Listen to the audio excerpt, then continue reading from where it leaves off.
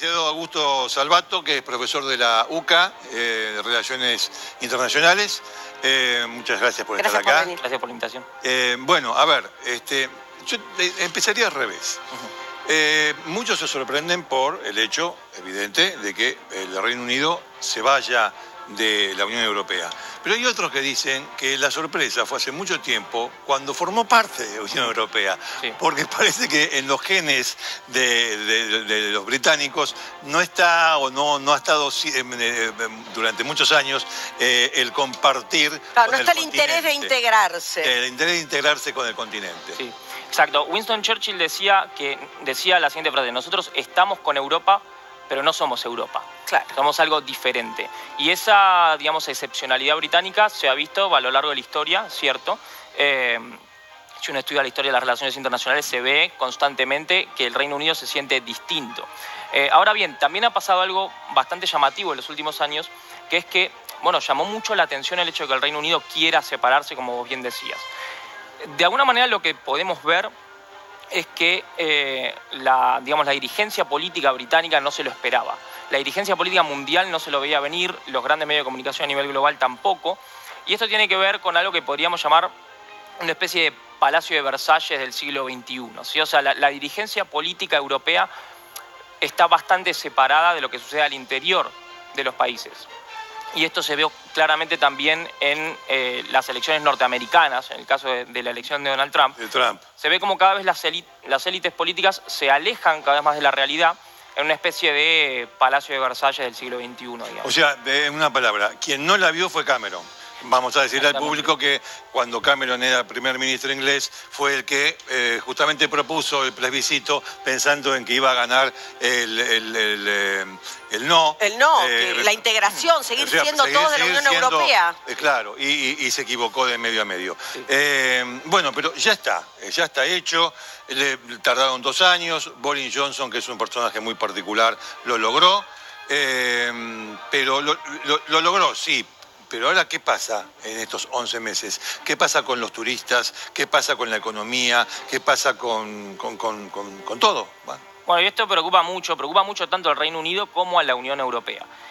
Y de hecho las negociaciones van a empezar recién el 3 de marzo, con lo cual son menos de 10 meses para negociar esto, que involucra un montón de sectores. El Reino Unido, por un lado, quiere convertirse en lo que ellos llaman la Singapur del Támesis. Es decir, relajar o flexibilizar mucho la economía y que eso pueda traer beneficios directos generados por la mayor libertad económica.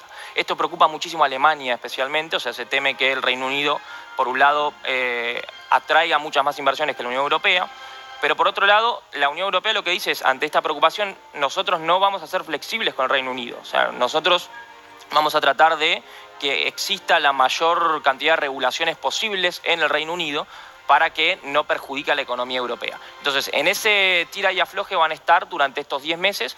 Lo que se cree es que lo más probable es que haya un acuerdo muy laxo, pero que la mayoría de las cosas no terminen de estar resueltas para el 31 de diciembre de... Augusto, 2020. Si ellos quieren ser la Singapur del Támesis, bueno, Singapur es un país muy nuevo, debe tener 55 años como mucho. Es un país donde, obviamente, que es el futuro, ¿no? Cuando uno está ahí decís, bueno, el mundo viene por acá a nivel comercial, a nivel convivencia, no sé, a nivel controles, que bueno, hay mucha polémica, etcétera, pero digo, pero no tiene tanta marca de pertenencia a una determinada nacionalidad. Y esto pareciera ser lo contrario, es decir, comercialmente tal vez quieren ser la Singapur del Támesis, pero por otro lado, aquí todavía hay muestras de nacionalismo y de un sentido de pertenencia que quieren conservar los británicos. Sí, un sentido de pertenencia muy fuerte, es decir, existen determinadas reacciones en toda Europa que se están dando hacia lo que podríamos llamar el globalismo, la multiculturalidad. Exacto, sí. Y eso se expresa o fue expresado en la campaña del Brexit. O sea, estaba clarísimo que lo que se hablaba en esa campaña era, por un lado, tenemos que evitar que entren tantos inmigrantes y por otro lado tenemos que recuperar nuestro poder para hacer política económica. Es decir, una cuestión totalmente identitaria en muchos sentidos. Sí. Entonces eso es algo que si lo vemos en su contexto no es algo que es solamente propio de Gran Bretaña, sino que se ve cada vez más en Europa. Se ve, Por ejemplo, en España últimamente, se ve en Italia ya desde hace unos años, en Alemania también se está empezando a ver de a poco. Creo que tiene que ver con una reacción hacia lo que se puede llamar el globalismo, la globalización en general. Y esa reacción, digamos, tiene sus diferentes expresiones en todo el mundo. Es cierto, es verdad, se advierte en los países que vos mencionás. Sí, en Donald Trump en Estados Unidos, ¿no? Claro. Pero hay una cuestión, volviendo a la economía, que te quería plantear, y es la preocupación de economistas, financistas alemanes, sobre la posibilidad de que Gran Bretaña se transforme en un paraíso fiscal. Un poco vos lo decías al principio, que no tenga tantas restricciones. Y eso preocupa mucho por una cuestión de competencia, bueno, en fin, traería consecuencias para el continente graves. ¿Existe esa posibilidad de que sean tan laxas las normas financieras en Gran Bretaña, lo que permitiría para ellos muchas inversiones, claro, o el ingreso de mucho de capital importante, pero para la comunidad, claro, no tanto? Es que esa es la gran paradoja que tiene ahora el Reino Unido o la relación entre el Reino Unido y Europa. El Reino Unido, como decíamos, sí quiere una flexibilización en políticas medioambientales, en políticas laborales, etc. Ahora, la Unión Europea está convencida de que no va a realizar un acuerdo comercial con el Reino Unido si se dan estas condiciones. Y si no se realiza ese acuerdo comercial, la economía del Reino Unido se va a resentir y mucho. Entonces, básicamente el gobierno del Reino Unido está un poco entre la espada y la pared. Ajá. Y necesitan negociar sí o sí este acuerdo con la Unión Europea, pero su proyecto de política económica a largo plazo no lo va a poder tener si no genera este acuerdo con la Unión Europea. Pero bueno, van a estar en esa negociación durante todo este año. La cuestión laboral, yo estoy pensando, te pongo un ejemplo muy sencillo para después venir un poco a la Argentina. El taxista pakistaní, ¿va a seguir trabajando? Claro. Sí. Bueno, ¿entendés lo que te digo? Sí. ¿Qué pasa con los expatriados? Sí. Han recibido, bueno, de hecho reciben mucha gente de Europa que va a trabajar a Gran Bretaña. Tienen el mismo estatus que un británico, pero ahora ya no. Sí. ¿Y entonces qué va a pasar con esa gente? Exactamente. Seguro social, etcétera, etcétera. Bueno, por suerte para los 3 millones de europeos que viven en el Reino Unido de Gran Bretaña, lo que se ha acordado hasta ahora es que no va a ser retroactivo esto. Es decir, las personas que ya están viviendo con estatus de ciudadanos del Reino Unido van a poder continuar con los mismos beneficios. Quizá para adelante lo que puede suceder es que cambie la regulación laboral, pero eso no quiere decir que esas personas van a tener que salir del Reino Unido. O sea, tanto las personas que están viviendo en el Reino Unido como los británicos que están viviendo en Europa van a continuar la misma situación, o al menos eso fue lo que se acordó hasta ahora. Me pregunto qué pasará con el papelerío de alguien de la Unión Europea que se quiera radicar en este término de 11 meses en Londres, por ejemplo. Yo creo que va a tener algunos problemas, Sí, ¿no? incluso a mucha gente lo que está haciendo es, aprovechando esta situación, especialmente empresas financieras, lo que están haciendo es deslocalizarse. Alrededor de 3.000 empresas financieras se están localizando, principalmente en Frankfurt, Berlín, Dublín, y Madrid también está capitalizando. O sea, se están yendo de Londres, o por lo menos las filiales madres.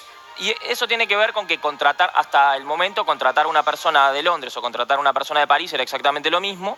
Ahora, como temen que eso vaya a cambiar, y en cuanto a la incertidumbre en el futuro para las empresas financieras no es lo mejor que pueda haber, entonces lo que están haciendo es empezando a deslocalizarse. ¿Se va a encarecer la vida en Gran Bretaña? Te digo esto porque ahora, qué sé yo, cualquier mercadería que llega desde Alemania tiene arancel cero. Ahora ya no.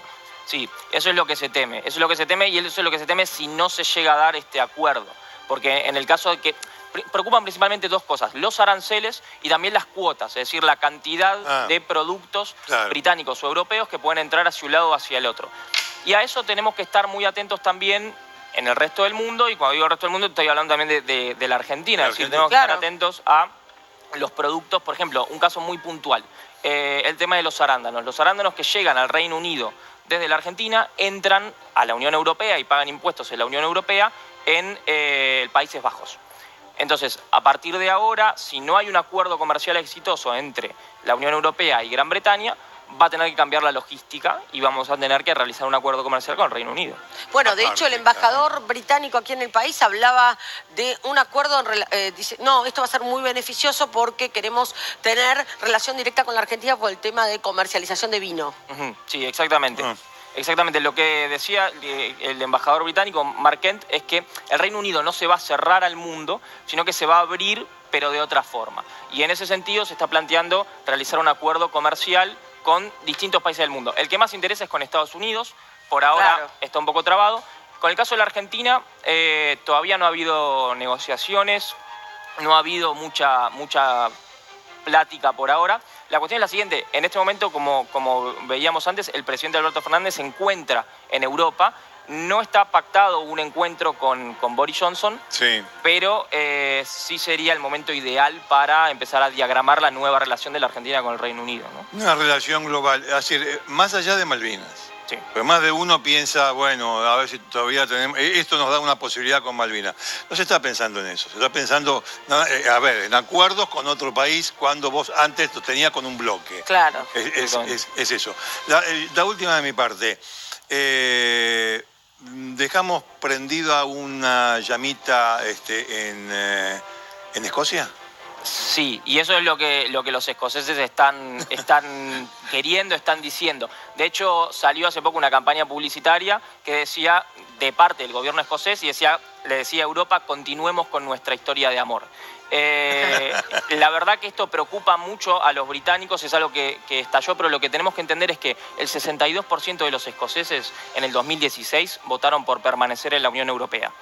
Por lo cual, hoy en día están preocupados por lo que puede implicar salir. ¿Y qué pasa con Irlanda del Sur? Porque también tiene su capítulo. Bueno, el caso de Irlanda del Norte, lo que sucede es lo siguiente. Tenemos por un lado la República de Irlanda, exacto, y por otro lado Irlanda del Norte, que es parte del Reino Unido de Gran Bretaña. Durante todo el siglo XX esto fue una zona muy conflictiva. Es decir, hubo más de 3.000 muertos en la zona, hubo grupos paramilitares, terrorismo, etc. Y se logró solucionar recién en 1998, o sea, a la vuelta de la esquina. Sí, no hace mucho. El problema es que ahora se va a volver a instalar una frontera y se teme que con esta frontera vuelvan los problemas. Hay ciertos sectores que están empezando a hablar de, otra vez, reunificar Irlanda, ¿no? Que fue el reclamo de la República de Irlanda durante todo el siglo XX. Sí. Son sectores por ahora marginales. El Reino Unido lo que quiere es que estén todas las garantías dadas para que cuando se instale esta frontera no vuelva el conflicto, pero tenemos estos dos problemas territoriales. Escocia e Irlanda del Norte, que preocupan también muchísimo a toda Europa, porque toda Europa tiene este tipo de problemas territoriales. ¿Podría fracturarse Gran Bretaña en un futuro? La posibilidad existe, sí. De hecho, en 2014 hubo un referéndum para la salida de Escocia del Reino Unido, que salió muy parejo. Salió 55-45, y con este cambio de las condiciones podría pasar tranquilamente. El gobierno conservador va a intentar por todos los medios de que eso no pase. Bien, Augusto Salvato, te agradecemos mucho.